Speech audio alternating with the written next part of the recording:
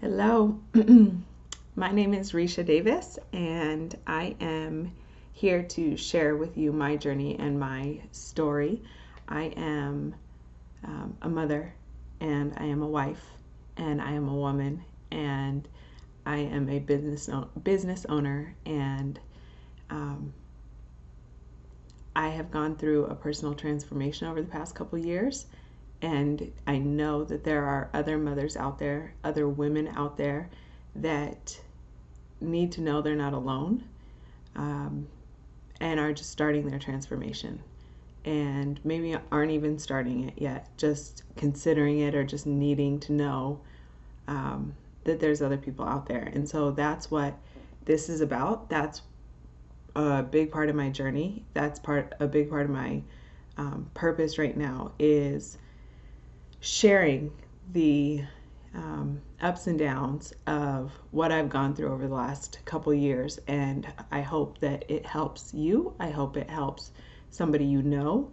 And I hope you know you're not alone. So that's the purpose of this video and the reason I began my journey. So I want to get started today and just go through a little bit about who I am and what that journey and transformation has been. So let's see. Okay, there we go. Better. Okay, so I have 2 children.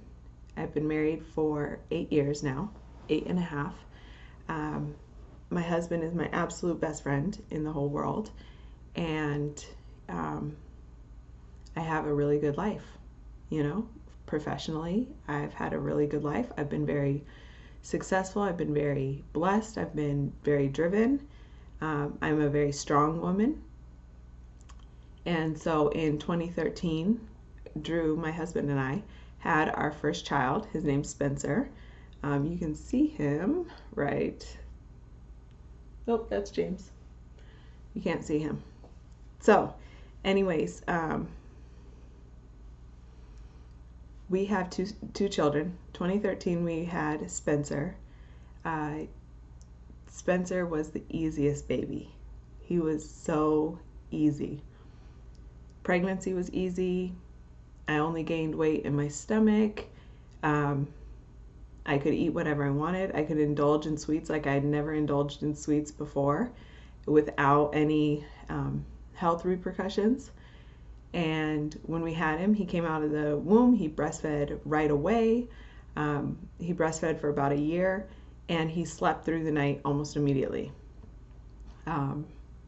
It was heaven. It really was heaven. And I would just look at him and be in awe of what we created and how this little baby came out of me. And then I joke about it because I say, God's tricking us to have another baby. He's telling us, how easy this is, and you guys are so great, and parenthood is not challenging. Go ahead and have another baby. So we did. We had James, who is right there, that picture on the wall, right there. So in 2015, we had James, and it was a completely different scenario. So pregnancy was great, still only gained weight in my stomach, no big deal. I had already gone down to before my pre-pregnancy weight with Spencer, so the weight had come off, no problem with Spence. So then we have James, and James comes out and he has a hard time breastfeeding, and he could do it, and we did breastfeed for a year with him also, but he was a snacker. And so he would be the type that wanted to snack all the time or didn't want to eat for like long periods of time. And so there wasn't ever this drastic weight loss from breastfeeding because it was like these little intermittent times. And so, I was 31 when we had James, and the weight wasn't coming off. He was colicky for 11 months. He did not sleep for 11 months. he didn't nap. Spencer napped all the time. Spencer slept all the time. He was, like I said, he was very, very easy. James, on the other hand, did not nap. When he would nap, even as an infant, right out of the womb, the only times he would nap was when he was on me, nobody else, and he would nap for maybe 45 minutes. That would be the longest stretch we could get him to go. And he would do that once a day. Otherwise, not happening. And then at night, we would try and get him to sleep. And it didn't matter whether we co-slept or whether he was in his own crib, but he would sleep, the most he would go was 2 hours. And this happened for 11 months. And then he would be up for like 90 minutes at least, which meant I was up. And he would be screaming and screaming. And there was nothing anybody could do. He wouldn't go to dad. He wouldn't go to really anybody else, unless like I just wasn't around. But even still, he would scream his head off. And it was very hard to listen to. And it makes you feel like you're not doing things right. It makes you feel like you're failing. And then when you have this new baby, your first child wants your attention all the time. And Spencer had always been a daddy's boy. He had never really been a mommy's boy until James got here. And then it's like both of them wanted me always. And so I was exhausted.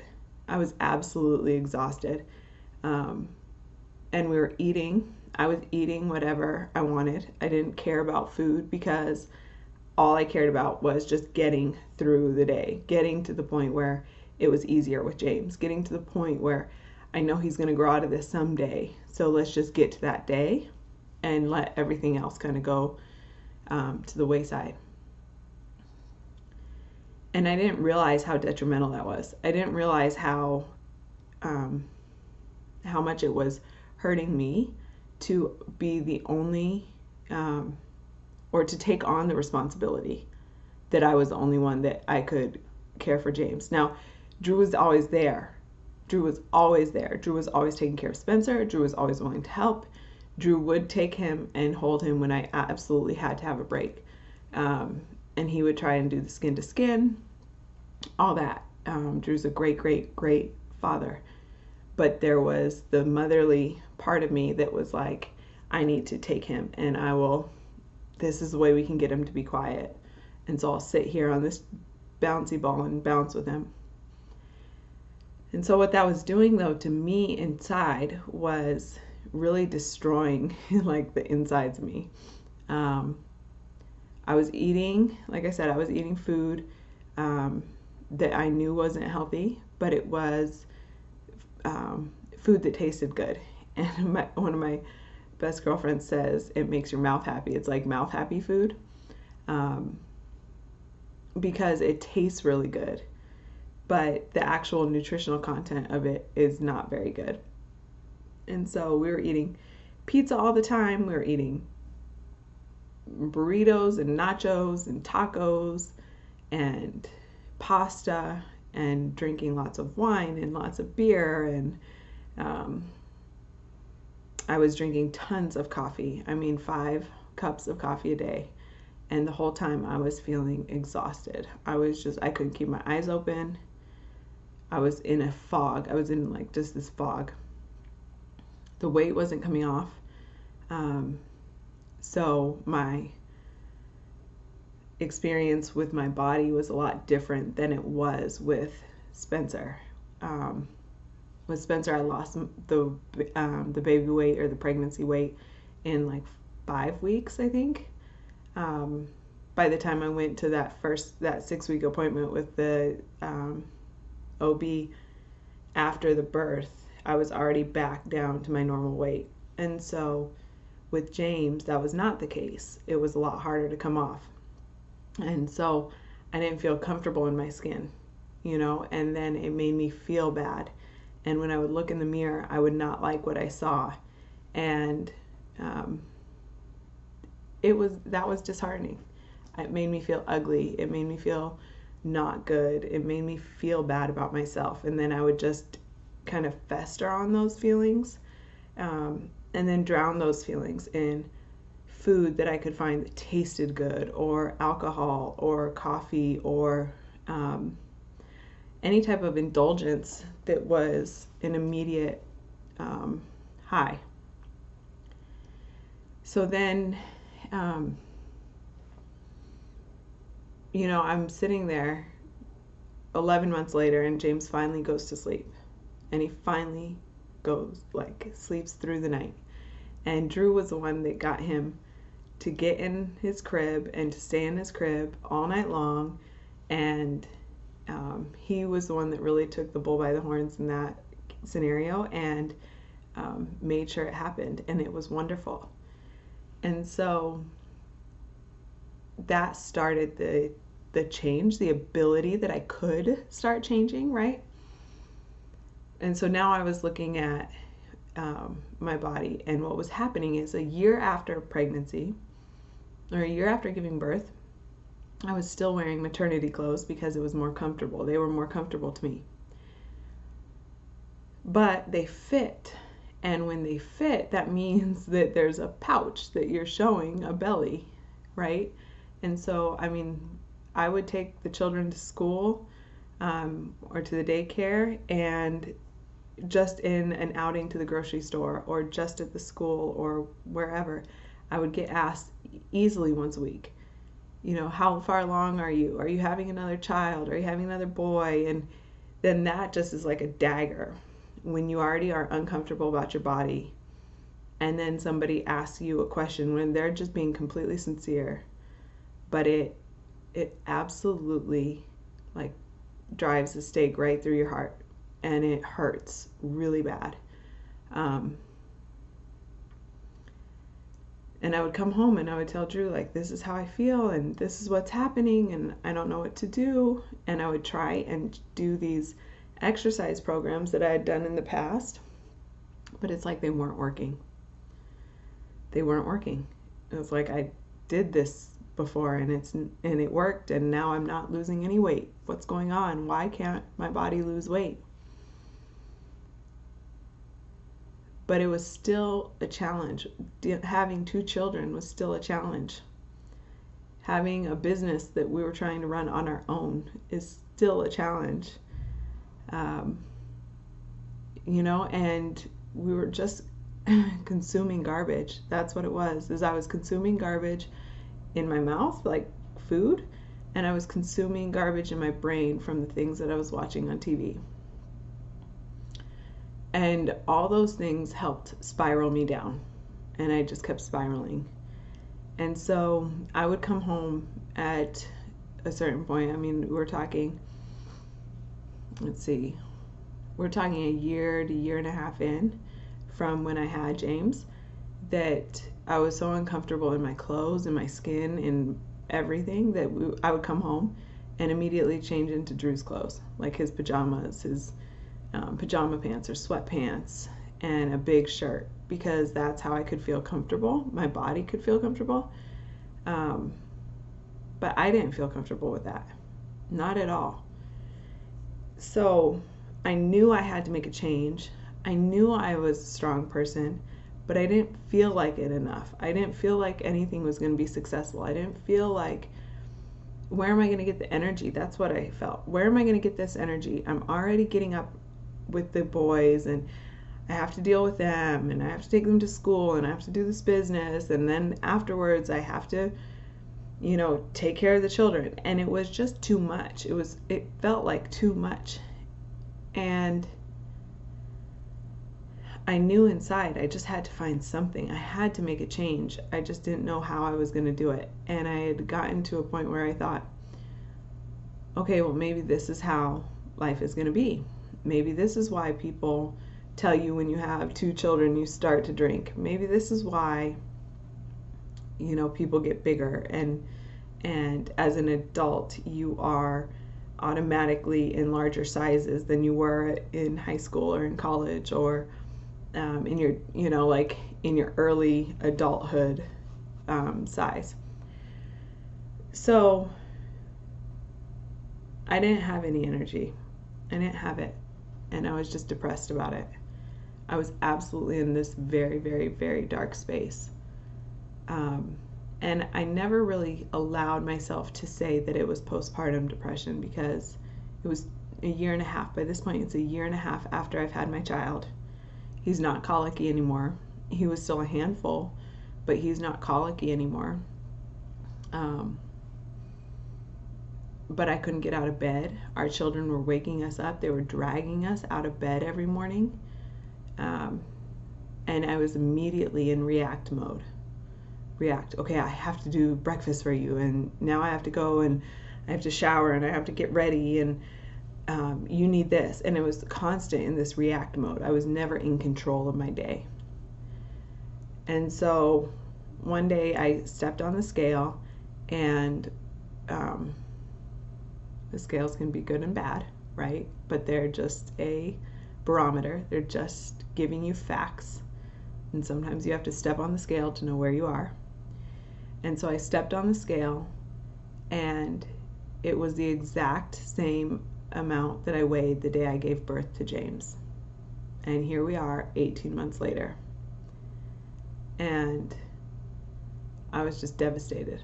I was absolutely devastated. And my insides, and this isn't something that Drew and I talked about really. He knew I was unhappy with my size. He knew I was unhappy with my weight, but I just couldn't even bring myself to talk about it really. And we had both kept just giving me excuses why it was okay. Oh, you're 30 now, or you're over 30, your body doesn't react the same way as it did in your 20s.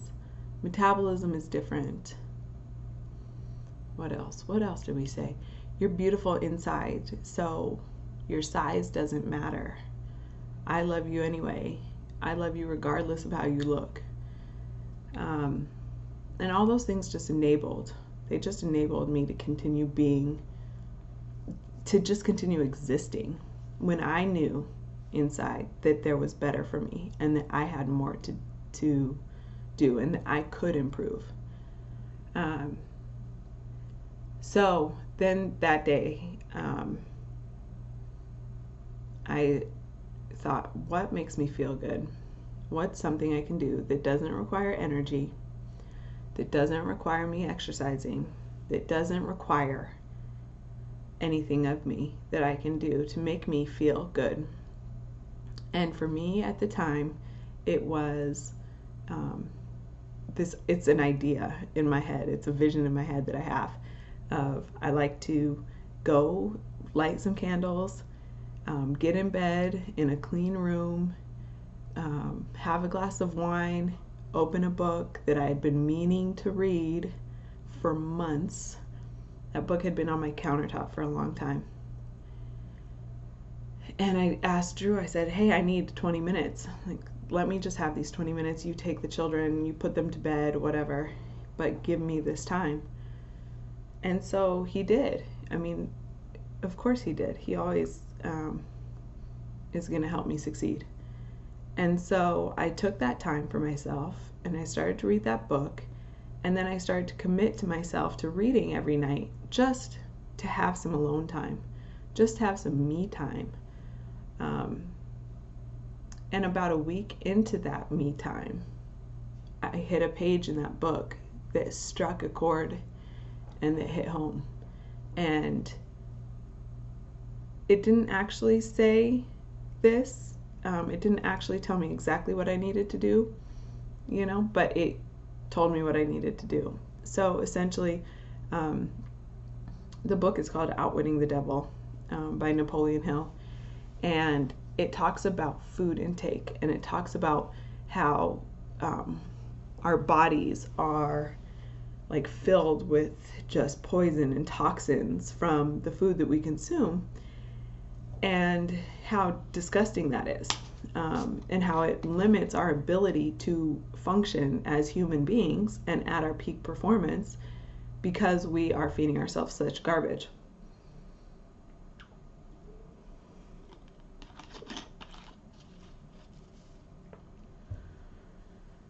So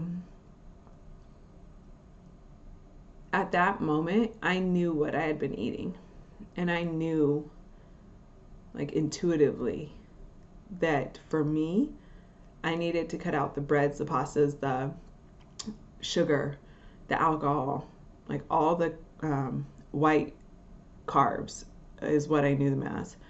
I needed to cut that out. And so that was on February 21st in the evening of 2017 that realization hit me. And so I talked to Drew that night, and I had a lot of heartburn about this because one of our biggest values as a couple and as a family is that we eat dinner together.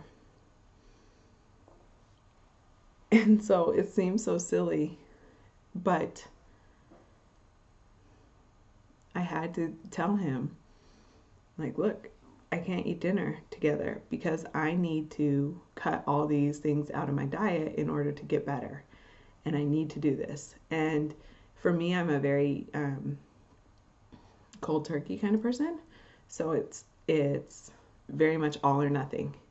I'm not where I don't modify a little bit at a time and gradually change. I go all for it. If I'm in, I'm all in. And he wasn't at the time, and that was okay. That was perfectly okay. Because I knew I was doing it for myself, but I knew there was going to be these repercussions. And so I was nervous. I was nervous about his reaction. And he wasn't pleased about it. But I still had to do it anyways because I had to save myself. And I knew that if I could save myself, then I would be a different person for my family. I would be a different person for Spencer and James and Drew and for me. So that was the day. So February 22nd was the day that no more carbs like that. And I limited, I don't think I had any corn tortillas even or anything like that, whole grains. I think I eliminated pretty much everything. So after a couple weeks of doing that, it was about 4 weeks of meal prepping that I did. And it was about that time that all of a sudden, Drew tells me one morning, this is awesome. We're in the restroom or in the bathroom together and I'm doing makeup or whatever. And he comes in and he says, I think you're in ketosis. And I was like, what is that? I have no idea what that is. And he says, I don't really know, but it's something that is good for your body, I think. But I know one of the side effects is that your breath stinks, and your breath has been awful for days.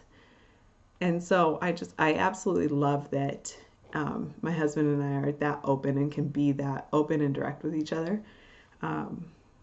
Because I thought, okay, well, what does that mean? And let me pay attention, make sure I'm drinking enough mouthwash and all that throughout the day so that I'm not offending everybody I come into contact with. And so over those 4 weeks, I had started to drop some weight, a couple pounds here and there.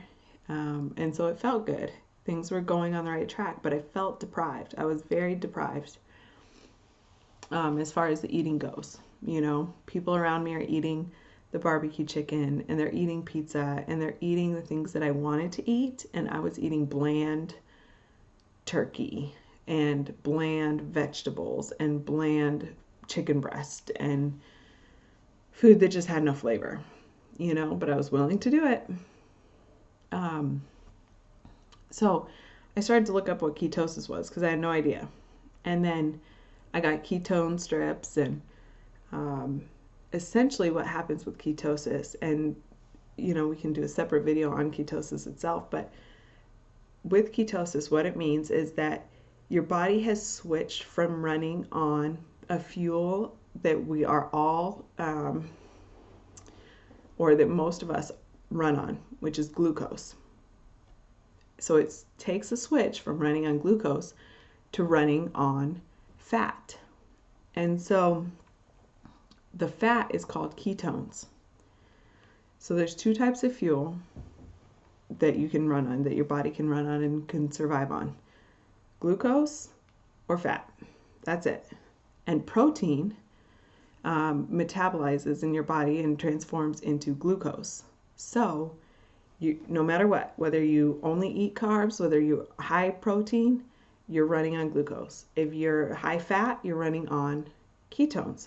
And so I thought, okay, well, this is good to know. Nothing really, it's good to know, but that doesn't really mean anything to me at the time.